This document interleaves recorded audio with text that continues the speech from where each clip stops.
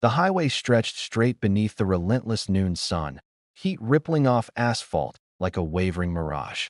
Officer Marcus Hale gripped the steering wheel, knuckles tight against the worn leather. Every honk, every engine roar felt sharper than usual. Something today didn't sit right.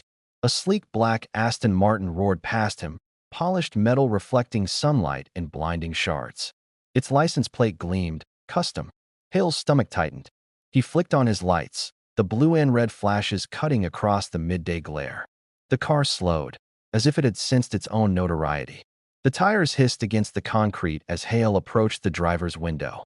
The smell of leather and subtle cologne hit him immediately, rich and expensive, unmistakably out of place in this stretch of highway.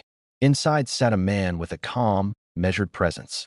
Dark skin, immaculate tailored suit, eyes that held quiet authority. His hands rested lightly on the wheel. He was not just a driver. He was someone who owned the roads. Hale blinked.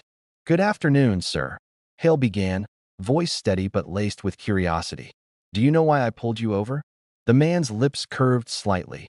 Not a smile, not smirk, just subtle amusement.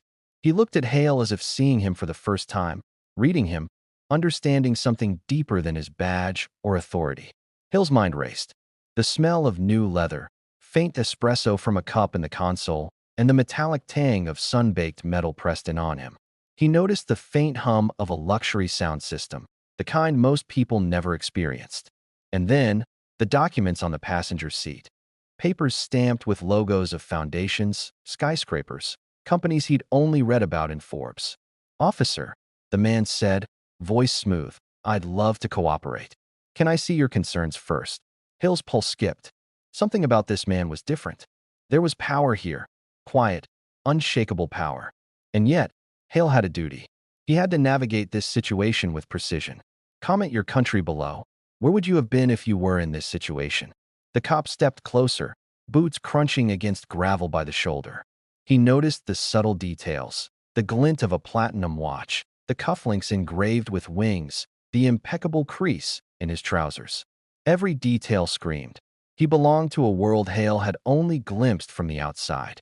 Hale cleared his throat. "I noticed you were exceeding the speed limit." His voice sounded smaller than he wanted it to, under the midday glare. The billionaire's hand lifted slightly, resting on the steering wheel with casual authority. "I understand, officer," he said. "I assure you, I was within reason. I'd like to resolve this amicably." Something in Hale's gut tightened. Amicable didn't feel simple. This man moved differently, commanded space differently. Hale glanced at the license plate again, comparing it in his mind with every record he could pull from memory. A billionaire? Here? On this highway? The tension stretched, a taut line invisible to anyone outside the scene. Passengers in nearby vehicles slowed, curious. Their muffled conversations and occasional camera flashes blended with the distant rumble of traffic, adding a layer of ambient pressure. Hale's eyes flicked to the passenger seat again. Confidential folders, reports, airport expansion plans, international philanthropy initiatives. He'd seen nothing like this at any routine traffic stop. This was no ordinary violation. The man leaned back slightly, sunlight catching the sharp plane of his cheekbones, eyes calm, measured, almost calculating. Hale swallowed hard, realizing that everything about this encounter was about to shift. The billionaire broke the silence. "Officer, may I ask, do you check everyone this thoroughly?" Hale forced a small chuckle, but inside, his mind raced. This was no ordinary driver. This was someone whose very existence challenged assumptions, power, and control. Someone who could change the rules with a single decision. He motioned for the man's documents, but the subtle pause and movement, the way the man's gaze held his, created a moment that seemed to stretch the afternoon into eternity. Every second counted. Every detail mattered. The cop's hand hovered over his ticket book. Hale felt the weight of responsibility pressed down harder than the sun overhead. And then, the billionaire leaned slightly forward, and Hale glimpsed a brief flash on the passenger console.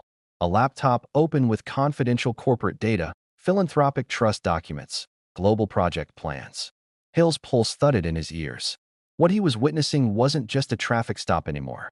It was a collision of two worlds, law and wealth, duty and power, authority and influence. The scene felt cinematic. The warm sun on Hale's uniform, The shimmer of the Aston Martin's black finish, the crisp rustle of paperwork, and the charged moment. One decision here could define the rest of his career, or more. The cop finally spoke again, voice steadier than he felt. "Sir, are you aware of how much attention this could draw if something went wrong?" The billionaire's slight smile deepened, not arrogance, but certainty. "Officer," he said, leaning back, "I think it's time you knew exactly who you pulled over today." Hale's stomach sank. He had a feeling this stop wasn't going to end with a ticket. Not in the way he imagined. Cut to a dramatic beat. The camera of the story lingers on the billionaire's calm gaze, sunlight reflecting in the car's chrome details, tension rising with every passing second. Hale's mind raced. Internal conflict. Follow protocol blindly, or let curiosity and instinct guide him towards something far larger than a simple traffic stop. Every sound, the distant hum of engines, the faint breeze through the open window, the rustle of papers, felt amplified. The stakes had just doubled. And then, in a quiet, deliberate voice, "I'm Elijah Carter," the billionaire said. "An officer. I own this road." The words hit Hale like sunlight through a windshield. "I own this road." Not metaphorically, literally. Elijah Carter, a man whose presence alone commanded respect, didn't just drive a luxury car. He had a network of holdings, private infrastructure, even oversight over this highway stretch. Hale's mind spun, a whirlwind of disbelief and professional caution. The heat of midday pressed in. Sweat trickled down Hale's temple, dampening the collar of his uniform. The hum of traffic was a low, constant thrum, punctuated by the sharp hiss of tires on asphalt. Every car slowing to watch, every reflection of sunlight off chrome surfaces, added layers to the tension. Hale felt exposed, as if the highway itself were a courtroom. "Elijah Carter," Hale said cautiously, voice tighter than he realized. That's not something you just mentioned to a cop." Carter leaned forward slightly, elbows resting lightly on the steering wheel. His dark eyes were calm but measured, scanning Hale in a way that suggested he knew every thought flickering across the officer's mind. The subtle aroma of his cologne, rich, clean, almost hypnotic, mixed with the faint leather scent inside the car, grounding the moment in a visceral reality. "I understand the situation, officer," Carter said, "and I respect your duty. But there's more here than a simple traffic violation." Hale swallowed, the afternoon sun making the beads of sweat on his forehead gleam like tiny spotlights. The leather of his glove creaked as he adjusted his grip on the ticket book. But something held him back from reaching for it. Curiosity, instinct, a sense of something bigger than himself. Hale glanced around the highway. Commuters slowed to watch, phones glinting in the sun. The smell of hot asphalt, faint exhaust, and a trace of warm coffee from Hale's own cup mixed in a strangely cinematic blend. For a moment, the world felt suspended, taut as a drawn wire. "You're telling me there's more?" Hale asked, brow furrowed. Carter smiled faintly. "Officer, I'm in the middle of something critical. Something that affects more people than just us." He gestured subtly to the papers and the open laptop on the passenger seat. "I don't want anyone to get hurt, and I certainly don't want unnecessary attention." The cop's mind raced. His training screamed caution. Every fiber of his being wanted to enforce the law by the book. Yet, every instinct told him that this was no ordinary stop. Carter wasn't just wealthy. He was operating on a scale Hale had only read about in magazines. Infrastructure projects, international philanthropy, global tech ventures. And here he was, calm, poised, vulnerable in plain daylight on this highway. What would you do if you pulled someone like this over? Hale's eyes flicked to the laptop screen. Even from a distance, the documents seemed to outline a complex network of charities, transport projects, and community development initiatives. Carter's fingers rested lightly on the keyboard, moving with a precision that suggested discipline and decades of experience. "I need you to understand, officer," Carter said, voice smooth, almost soothing. "I'm not here to challenge you or the law. But if I'm exposed now, months of planning, funding, and critical projects could collapse. Entire communities depend on them." Hale's pulse quickened. The weight of responsibility shifted. This wasn't a simple matter of a speeding ticket. One decision here could ripple far beyond the highway, beyond the city, beyond anyone he knew personally. The subtle warmth of the sun on Hale's face, the smell of hot asphalt, the faint rustle of the wind through nearby trees. All became magnified. Every detail seemed to scream, "Choose carefully." "You're asking me to what?" "Look the other way." Hale's voice trembled slightly. "Understand. Help me navigate a moment where timing and discretion are everything.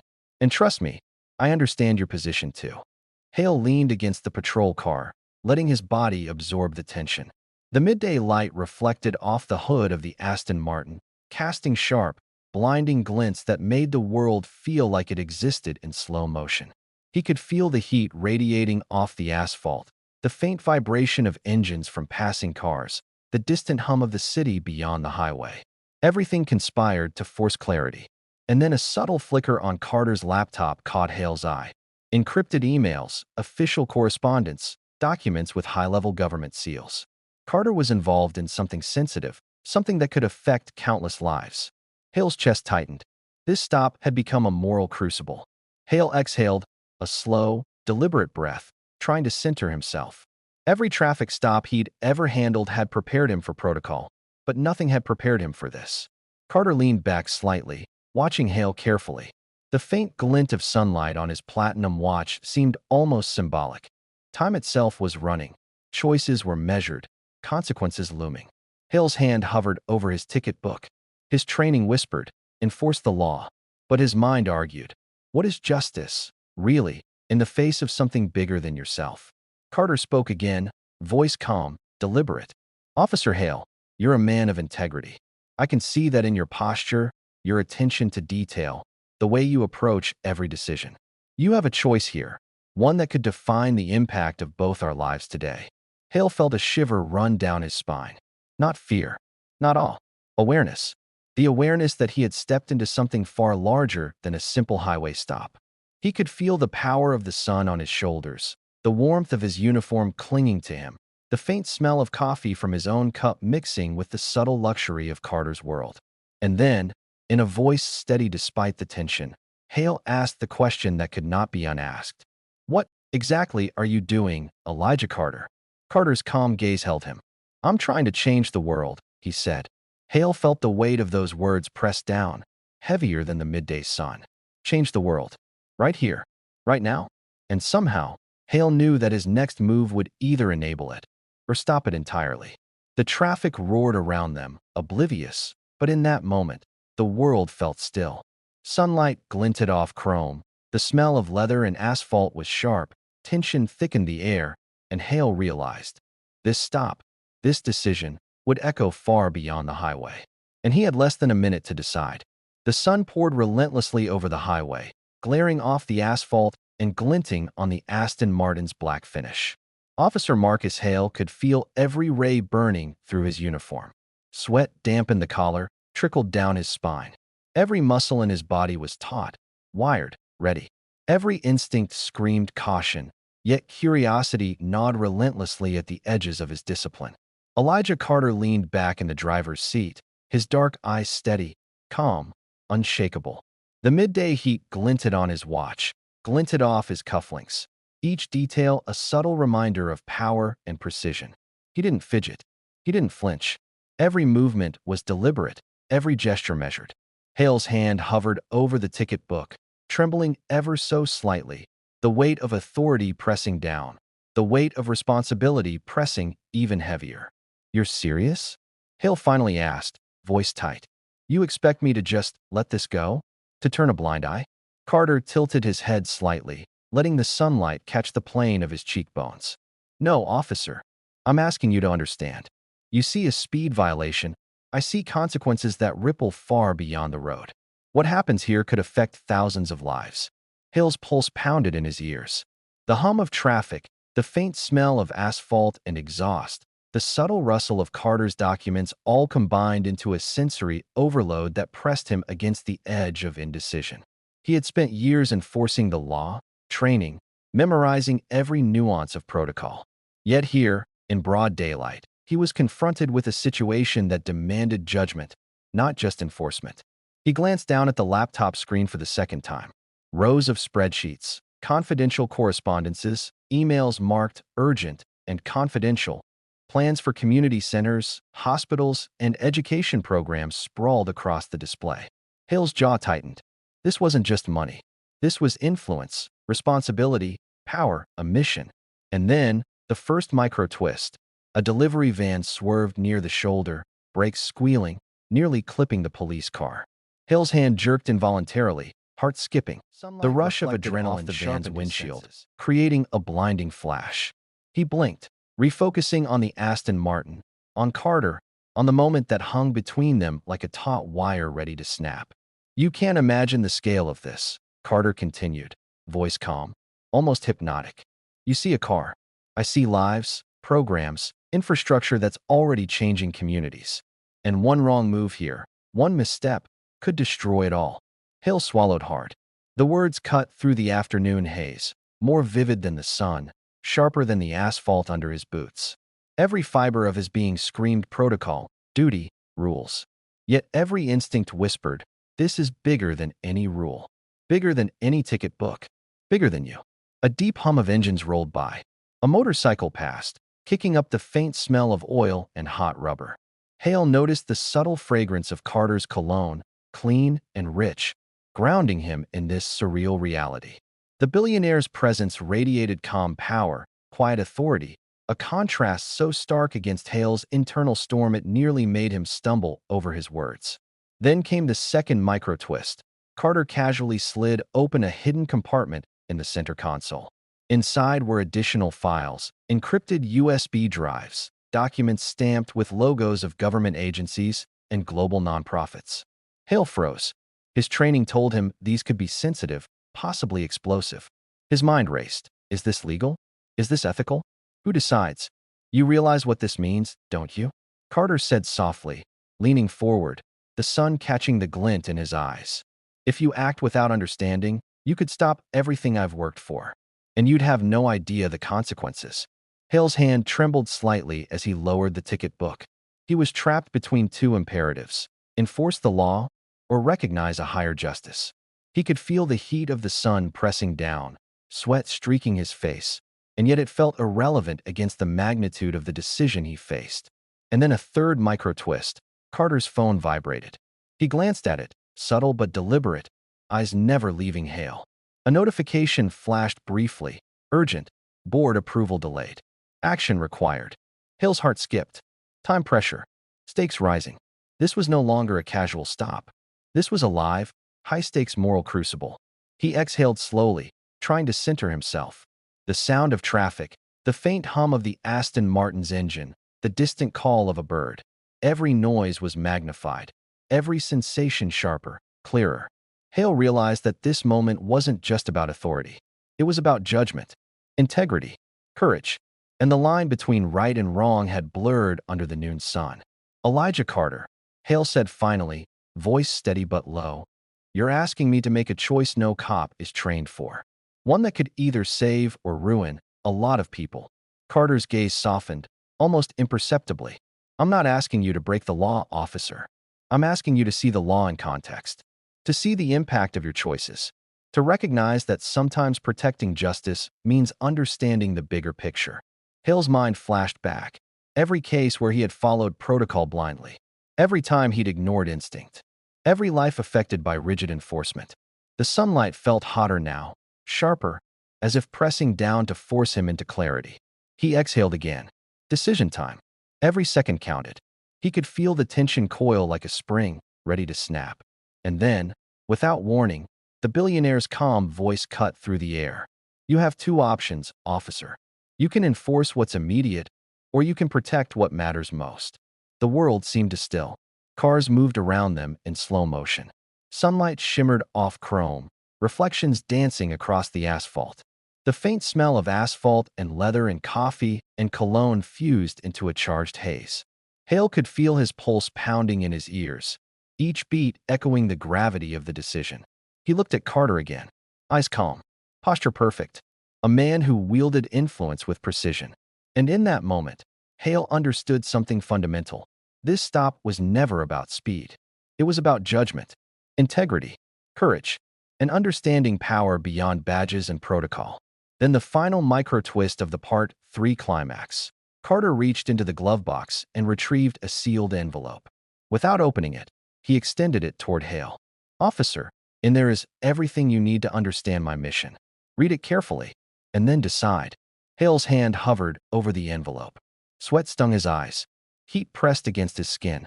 Every sound, the distant hum of engines, the faint click of the Aston Martin's dashboard, the rustle of papers, felt amplified. Every second stretched longer, taut as a wire. The moment had arrived. Hale had to choose. Authority or insight. Protocol or perspective. Law or justice in his grasp. Hale exhaled. And as the sunlight glinted off Carter's watch one last time, Hale knew nothing about this afternoon would ever be the same. The envelope trembled slightly in Hale's grasp, its crisp edges biting into his fingers through the heat of the day. The midday sun shone relentlessly, making the black asphalt shimmer like liquid metal. Sweat trickled down his spine, mixing with the tension pressing in from every direction. The heat, the traffic, the weight of responsibility, the quiet, commanding presence of Elijah Carter. Hill's mind raced. Every fiber of his being screamed, "This is bigger than a traffic stop, bigger than any law manual, bigger than you." Hale tore the seal carefully, aware of the metallic click echoing against the enclosed documents. As he opened it, sunlight struck the papers just right, illuminating intricate plans, financial statements, and letters from community leaders praising Carter's initiatives. Hospitals under construction, schools in underserved neighborhoods, infrastructure projects bridging rural and urban divides. Every detail underscored the magnitude of Carter's influence. Hill's breath caught. His eyes darted between the documents, the laptop still open in the Aston Martin, and Carter's calm, piercing gaze. Every instinct, the law, training, discipline, fought against every human impulse, curiosity, empathy, responsibility. For the first time in his career, Hale realized that justice wasn't always about following rules. Sometimes, it was about understanding impact, intent, and timing. "Officer Hale," Carter said quietly, voice smooth but insistent, "I know this is unconventional, but I need someone who sees the bigger picture. Someone who can make a judgment that doesn't just enforce the law but protects lives." Hale exhaled, letting the tension drain slightly from his shoulders. The sun baked the asphalt around them, the faint smell of asphalt and warm leather wrapping the scene in a cinematic haze. He glanced at Carter again, studying the sharp lines of his face, the subtle glint of confidence in his eyes, the ease of someone who navigated the world with precision and purpose. Hale's hand shook slightly as he placed the documents back on the passenger seat. He had made traffic stops for years, handled accidents, arrests, and disputes, but nothing had prepared him for this moment. This was a test of character, of judgment, of moral clarity under intense scrutiny. A sudden hum of engines drew his attention. A delivery truck swerved slightly near the shoulder, brakes squealing. Hill's pulse spiked. Instinctively, he stepped forward, ensuring the stop remained safe. The world continued, oblivious to the moral crucible playing out on this quiet stretch of highway. Then Carter leaned forward, the sunlight catching the glint of his platinum watch. "Officer, decisions like this, they define who we are. You can enforce the immediate law, or you can ensure long-term justice. One choice affects thousands. Lives, communities, futures. The weight is yours." Hale's jaw tightened. The envelope, the laptop, the documents, all of it screamed responsibility. He could feel the heat pressing against his uniform, the sun glinting off the car, the faint scent of Carter's cologne mixing with asphalt and coffee. Every sensation sharpened his awareness. He thought of his own family, the years he had spent serving the community, the countless times he had clung rigidly to protocol only to realize later that nuance had been ignored. His mind raced through scenarios. Ticketing Carter would have been simple, clean, by the book. But the ripple effect, the projects halted, communities disrupted, lives affected, wasn't something he could ignore. A gust of wind rustled through nearby trees, carrying the faint scent of blooming flowers, grounding him in the moment. Hale took a deliberate breath. He closed his eyes briefly, centering himself. He had to make a decision, one that balanced law and morality, authority and empathy, duty and insight. Finally, he opened his eyes. "Elijah, I understand the law. I respect it, and I respect what you're trying to do. But I also see the consequences of enforcing the immediate rules without considering the bigger picture." Carter nodded slightly, the faintest trace of a smile touching his lips. "Then you understand me." Hale made his choice. Slowly, deliberately, he stepped back from the ticket book. He returned the envelope carefully to the passenger seat. He signaled for Carter to continue on his way, giving a subtle nod of acknowledgement rather than issuing a formal citation. The Aston Martin's engine purred as Carter shifted gears. Hale watched, feeling a rare combination of relief and awe. The car rolled smoothly onto the highway, merging seamlessly with traffic, its reflection The world sparkling seemed under the suspended. noon sun. The hum of engines, the distant chatter of commuters, the heat rising off the asphalt, all became background noise to the gravity of the decision Hale had made. He had chosen insight over blind enforcement, morality over strict protocol. Carter glanced briefly over his shoulder, giving Hale a nod that carried more weight than words. It was recognition, gratitude, understanding. Hale felt a surge of pride, tempered by humility. He had enforced justice, not the rule, but the principle behind it. The traffic around them moved steadily, unaware of the monumental choice just made. Hale leaned against his patrol car, feeling the warmth of the sun and the subtle vibration of the road beneath his boots. He reflected on the lessons of the day. Power wasn't about wealth, authority wasn't about position, and courage often required bending rules to uphold something far greater than oneself. Carter's Aston Martin disappeared down the highway, leaving Hale in the bright, glaring light of day, with a newfound understanding of responsibility. The documents on the passenger seat remained untouched, a testament to trust, insight, and shared recognition. Hale exhaled, letting the tension drain. The highway stretched ahead, endless and shimmering under the sun. He realized that today had changed him. Every stop he would make in the future, every decision he would face, would be informed by this encounter. The line between law and justice had blurred, and he had learned to navigate it with clarity, courage, and conscience. As he turned back toward his patrol car, Hale caught one last glimpse of the Aston Martin's sleek black finish glinting in the sunlight, a symbol of power tempered with responsibility. He knew, without doubt, that sometimes the right choice isn't the easiest, the safest, or the expected. It's the one that preserves what truly matters. And in that moment, Hale understood a truth that would echo far beyond this stretch of highway. True authority isn't measured by badges or wealth. It's measured by the courage to make the right choice when the stakes are highest. The sun continued its climb in the sky, washing the highway in brilliant, unrelenting light. Hale's heart beat steadily now, grounded, aligned. The world moved forward, but he had changed. He had glimpsed the intersection of power, responsibility, and morality, and chosen wisely.